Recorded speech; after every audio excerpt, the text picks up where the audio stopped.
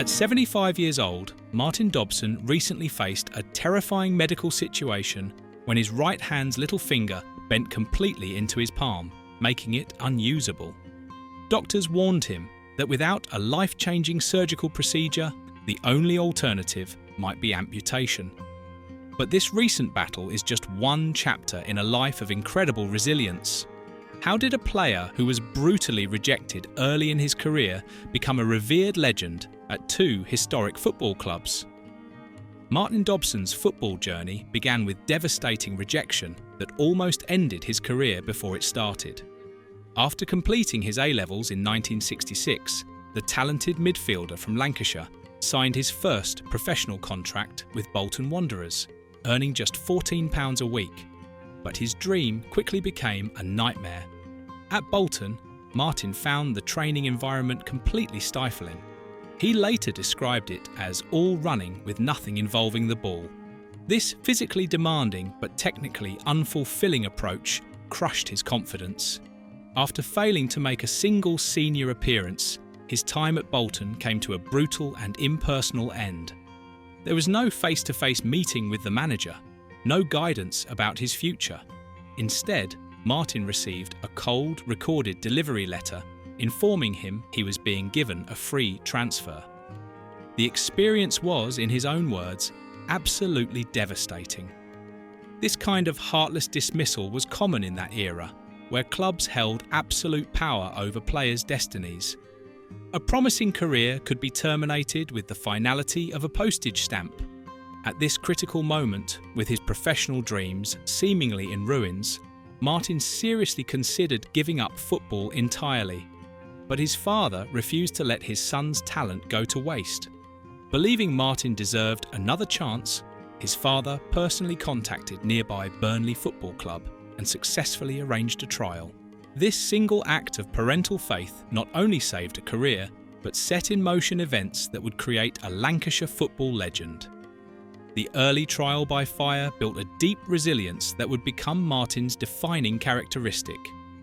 At his Burnley trial, Martin impressed manager Harry Potts, who offered him a contract in 1967.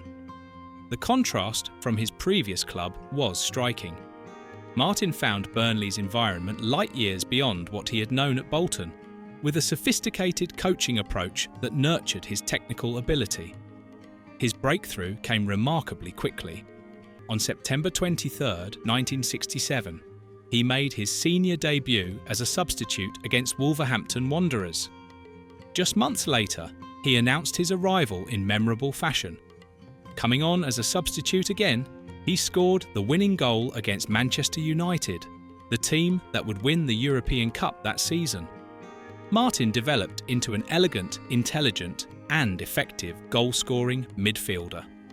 His consistent performances earned him his first cap for England's under-23 team in 1970. But his upward path was repeatedly interrupted by serious injuries that tested both his physical and mental strength.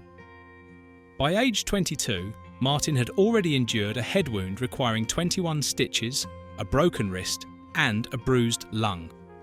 But the most serious setback came in a pre-season friendly against Middlesbrough.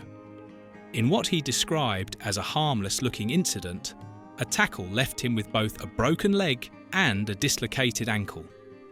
While the straight fracture healed relatively quickly, the ligament damage kept him sidelined for 3 months. During his absence, Burnley struggled badly, and by the time he returned, the club was deep in a relegation battle they would ultimately lose. Burnley's relegation to the second division in 1971 marked a major turning point for both the club and Martin personally. When team captain Dave Merrington departed, the responsibility of the armband was handed to the 24-year-old midfielder. It was a role he seemed born to play. Martin absolutely flourished with the added responsibility, becoming the team's undisputed leader. In the 1972-73 season, he was imperious, scoring 12 goals in 41 league appearances from midfield as he captained Burnley to the Second Division Championship and a return to the top flight. This achievement cemented his status as a genuine club idol. The momentum continued upon their return to the First Division. With Martin leading by example, the newly promoted side played with confidence and flair, securing an impressive 6th place finish and coming within 1 point of qualifying for the UEFA Cup. They also reached the FA Cup semi-finals. Martin's exceptional club form caught England's attention. His senior debut came on April 3, 1974, in a goalless friendly against Portugal in Lisbon. This was Sir Alf Ramsey's final game as England manager. Martin seized his opportunity, delivering an impressive performance that kept him in the squad. He earned 4 more caps that year, with his first 4 all won as a Burnley player, which was a source of immense pride for the club and its supporters.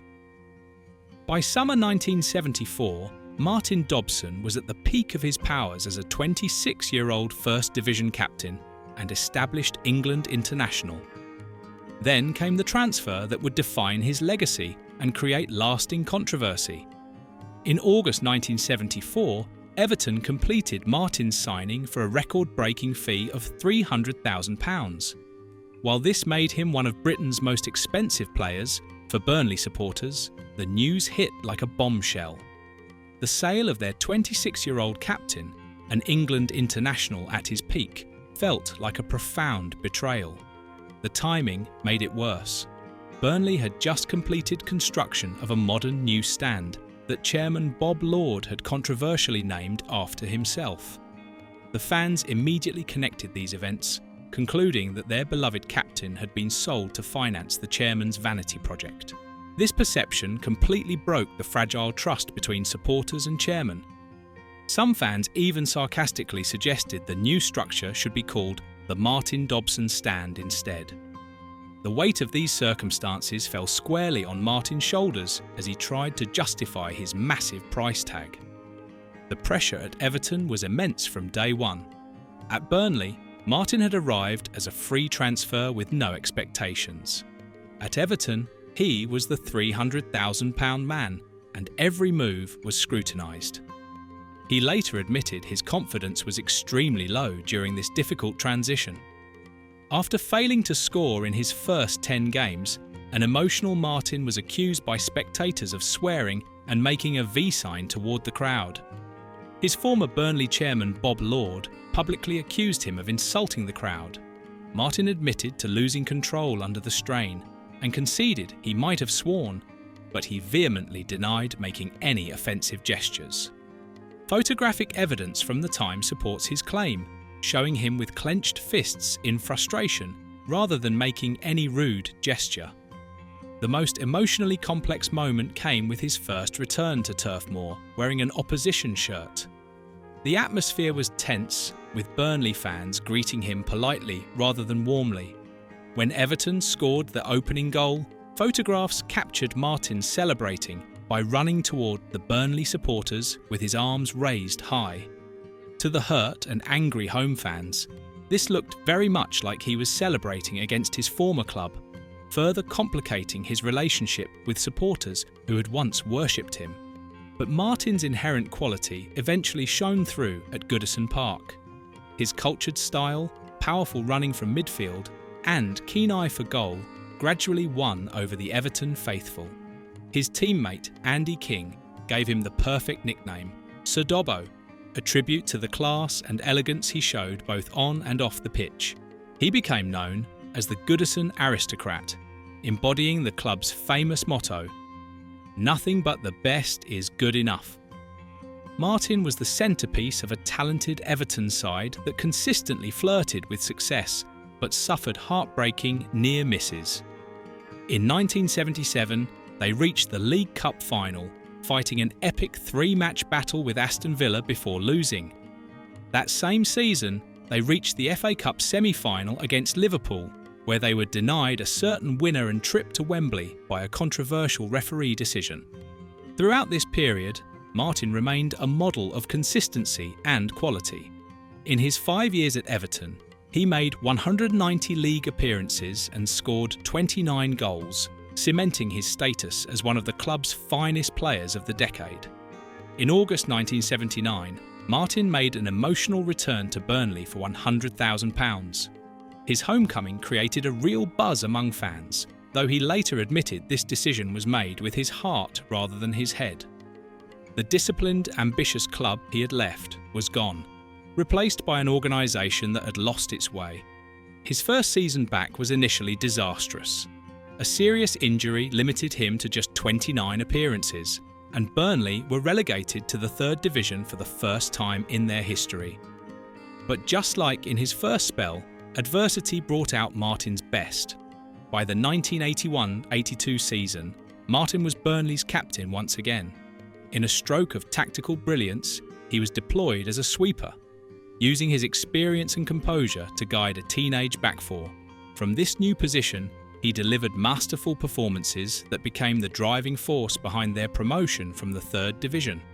In achieving this success, Martin accomplished something truly historic. He became the first and only captain in Burnley's entire history to lead the club to 2 separate promotions.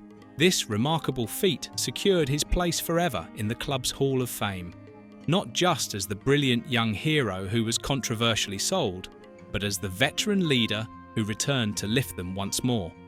After retiring from playing, Martin dedicated himself to youth development, driven by his own painful early experiences. He spent decades nurturing young talent at various clubs, including Bolton, Burnley and Everton, always ensuring that rejected players received face-to-face meetings and alternative options, the courtesy he was never given. Recently, Martin successfully underwent that life-changing hand surgery at Beaumont Hospital in Bolton. The 90-minute procedure completely restored use of his hand, and he made a full recovery. At 75, this latest challenge proved that his lifelong resilience remains as strong as ever. Martin Dobson's legacy transcends statistics and trophies. He stands as a rare example of a player who achieved legendary status at 2 distinct, proud clubs. At Burnley, he's the homegrown hero who twice led them to promotion. At Everton, he's Sir Dobbo, the Goodison aristocrat who embodied class during an era of near misses. His career serves as a bridge between football eras, from £14 weekly wages to record-breaking transfers to modern academy systems. Through every transformation, his character remained constant. Martin Dobson is remembered as a true class act, both on and off the field, whose story proves that legends are defined not only by their ability, but by their character, principles, and enduring commitment to the game itself.